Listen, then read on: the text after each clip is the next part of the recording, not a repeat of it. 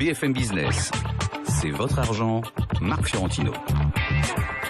Je vais vous avouer une chose, il y a un sujet, un seul, sur lequel je ne comprends absolument rien. Non, c'est pas vrai, il y en a plusieurs, mais celui-là, vraiment, c'est un sujet qui est mystérieux.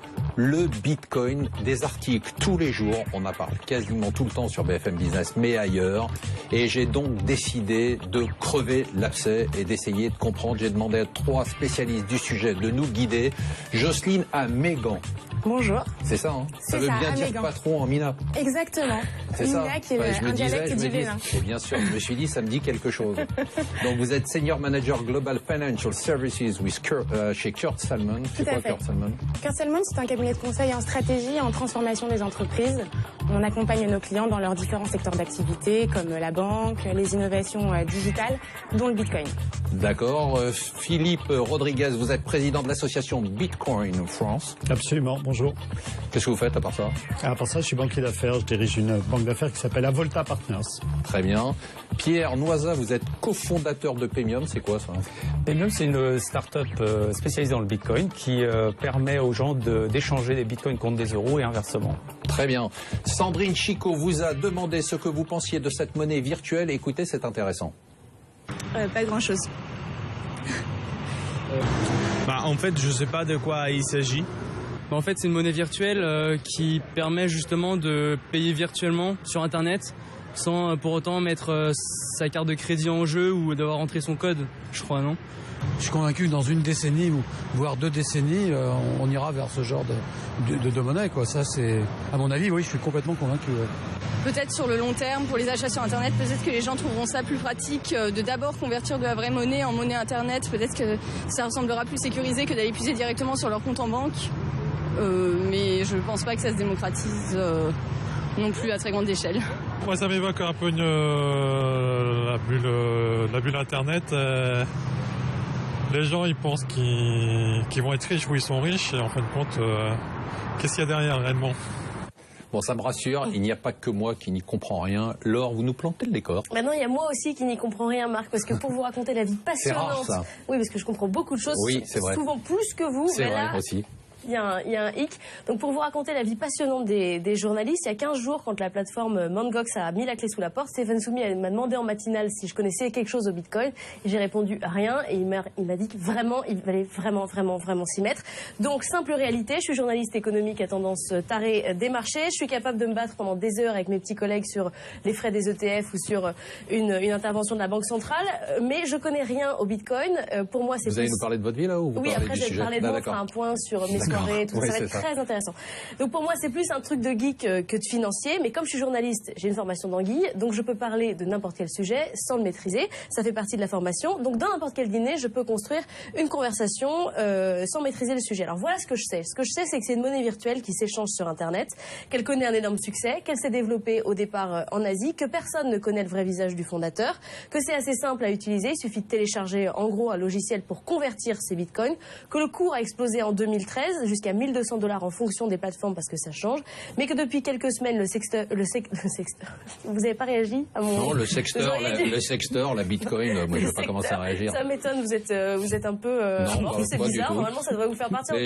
C'est du humour potage, c'est pas moi. Donc le secteur est mouvementé, il y a eu des faillites de plateformes, des vols de bitcoin, et je sais aussi que le bitcoin ça peut être très dangereux. On a retrouvé morte la dirigeante du site Flexcoin à Singapour. Alors voilà ce que je sais sans rien savoir, ce qui m'a récemment permis de féliciter un de mes amis qui est parti monter son site de bitcoin à Hong Kong en lui disant que c'était une très bonne idée, même si je sais pas de quoi on parle. Quand même, je me pose une question, est-ce qu'il faut qu'on s'inquiète pour lui? Est-ce qu'il faut qu'on appelle ses parents? Et est-ce que vraiment le bitcoin c'est dangereux? Autre question, si moi j'y connais rien, est-ce que vraiment quelqu'un y connaît quelque chose? Alors, est-ce que quelqu'un y connaît quelque chose? J'ai un défi qu'un de vous doit relever, c'est de m'expliquer en quelques phrases ce que c'est qu'un bitcoin. Qui veut y aller? Le bitcoin c'est très simple. Jocelyne. J'y vais, je me lance. Le Bitcoin, c'est très simple. C'est une monnaie électronique qui, comme toute autre monnaie électronique, permet de payer des produits ou des services de manière dématérialisée. Par exemple, via Internet. Il y a 2 spécificités au Bitcoin. La première, c'est que c'est une monnaie internationale. Le Bitcoin existe en France, au Bénin ou aux États-Unis. Et puis, c'est une monnaie qui est autorégulée et gérée par ses utilisateurs. D'accord. Alors jusque-là, ce que vous avez dit, je le comprends très bien. Ça, j'avais compris, vous l'avez exprimé de façon extrêmement claire. Merci. Maintenant, Philippe Rodriguez, vous qui êtes patron de l'association Bitcoin France, je ne comprends pas comment ça marche. C'est-à-dire, globalement, je vois bien une monnaie, il y a une banque centrale, on imprime de la monnaie, trop parfois, pas assez. Le Bitcoin, je n'ai absolument rien compris. Il y aurait une sorte de magie avec des ordinateurs qui tournent toute la nuit. Alors, il n'y a pas de magie, hein, c'est de la technologie. Et c'est essentiellement un système dans lequel des ordinateurs, qui sont des ordinateurs qui appartiennent à des utilisateurs, vont vérifier des transactions. En faisant ce travail, ils reçoivent en fait des Bitcoins en échange de ce travail qu'ils ont fait, c'est-à-dire la vérification qu'ils ont fait d'un ensemble de transactions.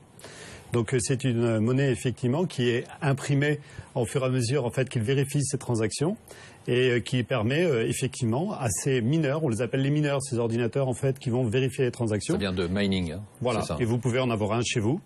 Et chaque personne peut en avoir un chez soi. Ça, et donc c'est la théorie. La réalité, c'est que personne n'en a. Enfin, c'est des geeks qui ont ça. Oui, ce sont beaucoup aujourd'hui, beaucoup les geeks. Vous avez raison. Mais chacun peut participer en fait à ce réseau et donc de recevoir en échange une partie de la création de valeur qui a lieu, puisque finalement avoir un système dans le monde qui permet de faire des transactions à des coûts extrêmement bas, eh bien ça a de la valeur, et cette valeur-là, elle est partagée à travers cette monnaie qui est créée. Pierre Noisat, je comprends toujours, là, Pierre Noisat, c'est à vous maintenant de relever le défi.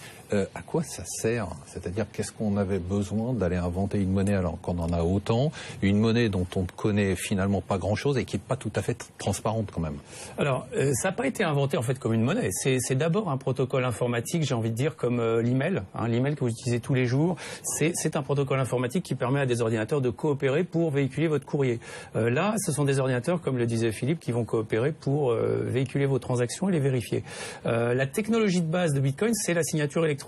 Une des technologies de base de Bitcoin, c'est la signature électronique. Pour autant, vous utilisez la signature électronique depuis des années, Marc, à travers... Sauf que la valeur de ma signature électronique, voilà, elle passe pas de 3 à 1200. Alors, je veux simplement dire que vous connaissez pas forcément dans le détail comment fonctionne le mécanisme de la signature, qui pourtant existe depuis les années 80. Donc ça veut dire quoi? Ça veut dire qu'on peut utiliser une technologie nouvelle comme Bitcoin sans pour autant savoir exactement comment ça marche. Ça me fait quand même un peu peur.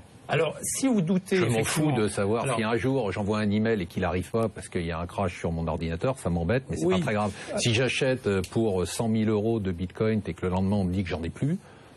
Alors, il y a des moyens en fait de sécuriser vos bitcoins, je dirais même de les sauvegarder, que vous n'avez pas avec des moyens de paiement traditionnels. Donc j'ai envie de dire, si c'est bien fait, si on vous explique comment faire, vous allez trouver que c'est non seulement assez simple, mais en plus c'est sans doute plus sûr que par exemple le cash que vous avez chez vous ou d'autres outils financiers qui sont peut-être gérés différemment. Donc je pense que c'est qu'une question de, je dirais, l'ignorance nourrit la peur. Hein. Souvent, vous avez dit, ça fait peur. Ça fait peur parce qu'elle est très ignorante, elle a toujours très peur. Je vais être très clair. Tant que vous n'avez pas regardé dans le détail, effectivement, comment ça marche, vous pouvez avoir peur. Après, le public, il va lui-même choisir ou pas, suivant quand on voit des faillites. Oui, il y a eu des faillites quand même. Voilà. Il y a eu des faillites, il y en a dans tous les secteurs. Enfin, je veux dire, non, mais là, alors, expliquez-nous, parce que pour les gens qui nous écoutent, Jocelyne alors, expliquez-nous en 2 mots. Il y a eu quand même, d'après ce que j'ai cru comprendre, la principale bourse, on dit exchange, de place de marché, place de marché, qui a fait faillite. Voilà, c'est une place de marché. Que fait une place de marché? Alors déjà, il y en a une vingtaine dans le monde. Hein, c'est pas la place de marché unique qui permet. Mais c'est effectivement une des plus grosses. On est dans un système dans lequel la place de marché fait essentiellement 3 métiers. Elle gère vos devises lorsque vous envoyez des devises. Elle gère vos bitcoins si vous le souhaitez, parce que vous pouvez aussi les extraire de la place de marché pour pouvoir les sécuriser, comme l'expliquait Pierre. Et la troisième chose, c'est qu'elle fait l'échange. Elle va matcher l'offre et la demande pour pouvoir coter. Mais celle-là fait faillite. Celle-là fait faillite essentiellement parce qu'elle gérait les 3 métiers en même temps, parce que la gestion simplement de la conservation des devises était faite probablement de façon un petit peu aléatoire et visiblement il y a une enquête. Quelles conséquences pour moi si j'avais été sur cette plateforme? De perdre de l'argent. Donc c'est quand même ennuyeux. C'est très ennuyeux. Donc il y a, comme l'expliquait Pierre, des faillites qui ont lieu. On est dans un environnement dans lequel, soyons honnêtes, le Bitcoin est jeune. On est dans un environnement dans lequel le Bitcoin a grandi très très vite et dans lequel le système qui permet à chacun d'ouvrir des places de marché différentes fait qu'il peut y avoir des qualités différentes entre ces places de marché. Jocelyne Amégan, comment se fait-il qu'on ait des variations aussi importantes sur la monnaie? C'est-à-dire qu'on est passé de 3 à 1200 et on vaut, je ne sais pas combien on vaut à l'heure où on parle. Environ 450 €. D'accord, ça fait quand même... Évidemment, il y a une très très forte spéculation sur le Bitcoin, une demande qui varie en fonction du buzz qui est réalisé aussi par les journalistes, par des personnes qui commencent à prendre conscience du Bitcoin. Mais finalement, il suffit de l'intégrer. Toute innovation, et quand c'est une innovation digitale de monnaie, est incertaine. Et finalement, une fois qu'on a conscience de ce risque, rien n'empêche à un utilisateur de se plonger dans le Bitcoin. Une des solutions, par exemple, pour éviter de perdre ses Bitcoins, c'est de les loger sur son téléphone ou sur son ordinateur portable. Il y a des portefeuilles qui font très très bien ça, comme Bitcoin QT, comme Armory, et qui vous permettent finalement de ne pas les loger sur Internet. D'accord. Alors, c'est une solution. Pour les gens qui nous écoutent, oui. Qui se disent, bon, ok, d'accord, le Bitcoin, ça existe, on a compris, il faut être moderne, il faut aller avec son temps. Qu'est-ce que vous leur conseillez de faire? D'en acheter? Alors, la première chose, avant d'en acheter, c'est de s'informer. Aujourd'hui, on a une association du Bitcoin. Il y a plusieurs sites d'information sur le Bitcoin. Donc, première chose, s'informer. Voilà, s'informer. Bon, ok, ils s'informent, ils ont compris la moitié, et on nous explique que de toute façon, il ne faut pas toujours comprendre, parce qu'on ne sait pas, par exemple, ce qu'il y a derrière un email. Donc, une fois que je me suis informé, j'ai rien compris, on me dit c'est normal, t'as pas besoin de comprendre. Qu'est-ce que je fais? On essaye. D'accord, deuxième fois, j'ai rien compris, mais phase numéro 2. Pratique. On essaye avec un portefeuille très simple. C'est-à-dire qu'on le télécharge. Et on essaye, on achète? Déjà, on télécharge un portefeuille de Bitcoin. Parce qu'avant d'acheter des Bitcoins, il faut être équipé d'un portefeuille. C'est-à-dire qu'il faut pouvoir les envoyer et les recevoir. D'accord, donc on achète un portefeuille virtuel. On le télécharge, il est gratuit. Un portefeuille virtuel. Ça, c'est déjà pas mal. Un portefeuille virtuel. On met un code pour qu'il soit sécurisé. Et puis ensuite, il y a 4 manières d'avoir un Bitcoin. La première, c'est de recevoir un paiement en échange d'un bien ou d'un service qu'on a produit. La deuxième, c'est d'en acheter sur une bourse Bitcoin. La troisième, c'est de recevoir des Bitcoins en consultant un site qui vous rémunère en Bitcoin si vous le consultez pendant un certain temps. Bon, c'est infinitésimal. Et puis la quatrième, c'est effectivement de faire du minage, donc de rendre des services au réseau Bitcoin, de valider les transactions et de se faire rémunérer. Alors, Pierre Noisa, on a compris, on y va, et pourquoi faire? En fait, faire tout ça, pourquoi je vais m'emmerder avec tout ça? Comme vous le disiez fort justement, il faut, je pense, essayer la technologie avec un petit montant, tout simplement. D'accord, mais pourquoi faire? Essayer. Et ensuite vous allez avoir toutes sortes d'applications immédiates qui sont d'acheter sur Internet, faire des achats sur Internet avec votre smartphone, c'est-à-dire payer sans révéler votre numéro de carte bancaire, par exemple. Est-ce que c'est ça l'utilisation principale du Bitcoin? Je pense qu'à terme, il y aura beaucoup d'autres utilisations qui vont au-delà du simple paiement en ligne. Il y a des idées très intéressantes de contrats qu'on peut effectuer avec la technologie Bitcoin. C'est-à-dire qu'en gros, vous allez avoir deux entités qui vont conclure des contrats entre eux et créer une transaction Bitcoin qui va exécuter ce contrat. Un exemple, c'est le financement participatif. Aujourd'hui, vous avez des mécaniques assez compliquées pour le financement participatif. Avec Bitcoin, vous pouvez construire une plateforme en utilisant des transactions Bitcoin où vous allez vous abstraire de toute cette mécanique monétique, ce qu'on appelle la monétique, autour du financement participatif. Donc ça, c'est un exemple très concret où on peut déployer une technologie comme Bitcoin et résoudre un certain nombre de problèmes très concrets. On va continuer à en parler. Pour l'instant, on fait une petite pause. On se retrouve dans quelques secondes. BFM Business, c'est votre argent, Marc Fiorentino. Et le sujet est tellement passionnant, vraiment, qu'on va continuer à en parler. On va peut-être sauter. Je ne sais pas si on aura le temps de répondre à vos questions. Vous nous en excuserez. On va essayer plutôt de se concentrer sur ce Bitcoin. Je commence à y voir un tout petit peu plus clair, mais c'est pas gagné encore. Donc, je rappelle, Philippe Rodriguez, que vous êtes président de l'association Bitcoin France.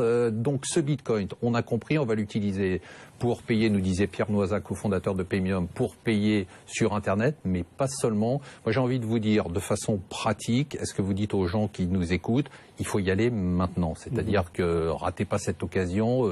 C'est comme si on était passé de la vapeur à l'industrie. Donc, est-ce qu'on y est? On dit aux entrepreneurs d'y aller maintenant, parce que c'est maintenant qu'on va construire en fait les technologies qui vont nous permettre peut-être d'avoir des acteurs importants dans ce domaine dans le futur. Le Bitcoin est là, il est inventé, ça va être très difficile de le désinventer.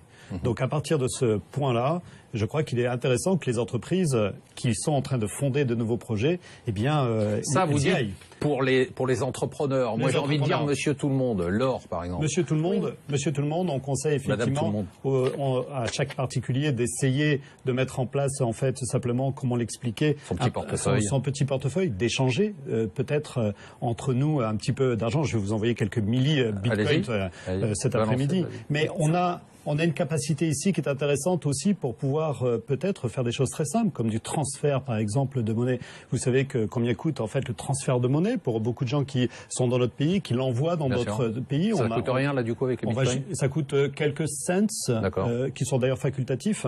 Donc on est sur un taux de transmission d'argent qui est extrêmement bas. Donc ça c'est un avantage majeur. C'est un avantage majeur, bien sûr. Parmi l'ensemble des avantages. Avec un risque énorme quand même, ou pas? Le risque est assez faible dans ce cas-là. Pourquoi? Parce que vous allez transférer en fait des bitcoins que vous allez transférer dans un autre pays qui vont eux-mêmes être changés dans une autre devise.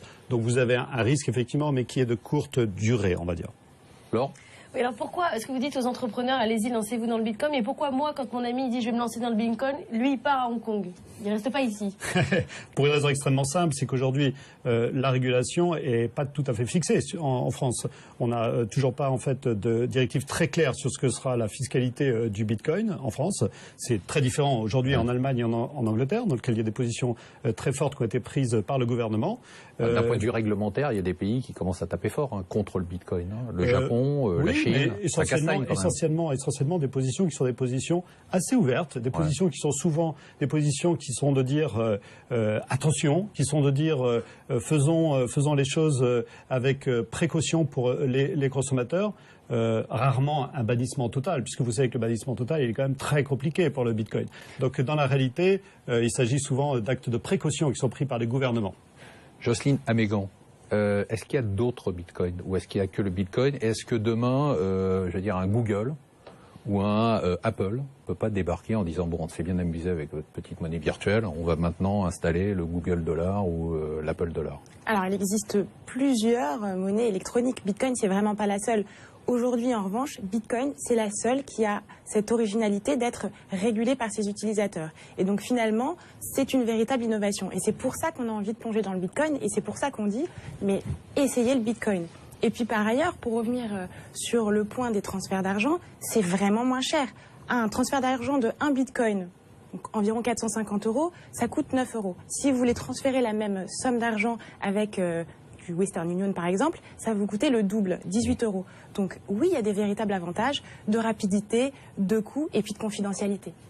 Pierre Noisa, même question. Est-ce que Google demain débarque, comme dans pas mal de secteurs, et dit on a les Google Dollars, allez jouer avec vos bitcoins? En l'occurrence, Google regarde beaucoup de technologies. On regarde en particulier Google Bitcoin avec beaucoup d'attention. Je pense que ils ont compris qu'Internet aujourd'hui c'était beaucoup aussi le logiciel libre comme Bitcoin. C'était pas forcément des solutions propriétaires. Alors Apple, Apple qui défend iTunes. Vous savez qu'Apple a un système de paiement justement, est-ce qu'on pourrait pas avoir des iTunes dollars? C'est une des raisons pour lesquelles Apple a banni les applications Bitcoin dans l'App Store à ce stade. Ah d'accord, ils ont banni. Oui, parce que ils ont iTunes, qui est alors pour les éditeurs que je dirais comme ceux qui nous accueillent aujourd'hui, c'est aussi très intéressant. Bitcoin, ça permet de monétiser des contenus avec des micro-paiements sans grosse commission, comme ça peut être le cas avec iTunes. Où je vous rappelle que les autres systèmes prélèvent typiquement 30% de la redevance sur un contenu. Avec Bitcoin, vous allez descendre à 1%. Donc ça veut dire quoi pour l'éditeur? Ça veut dire une liberté aussi par rapport à la diffusion de son contenu, la possibilité d'interagir avec les internautes. C'est quelque chose de nouveau, c'est quelque chose qui n'était pas possible. Ma question c'est, est-ce qu'il y a un risque de voir un Google ou un Apple avec sa monnaie virtuelle et de l'imposer, parce que quand on est Amazon Google... a essayé, ils ont tous étudié cette question, avec Amazon Coins, etc. Il y a déjà eu Facebook Credits. Donc ces études-là, ils ont tous réalisé que devenir une banque centrale, c'était pas bon pour l'image, c'était pas bon en pratique parce qu'il y a des technologies comme Bitcoin qui arrivent, et ils seraient retrouvés avec, si vous voulez, le Minitel à côté du courrier électronique, en gros. J'ai une question à vous poser, il nous reste plus longtemps, on a fait les deux parties quasiment là-dessus. Jocelyne Amégan, est-ce que je dois acheter aujourd'hui à 450 $ du Bitcoin?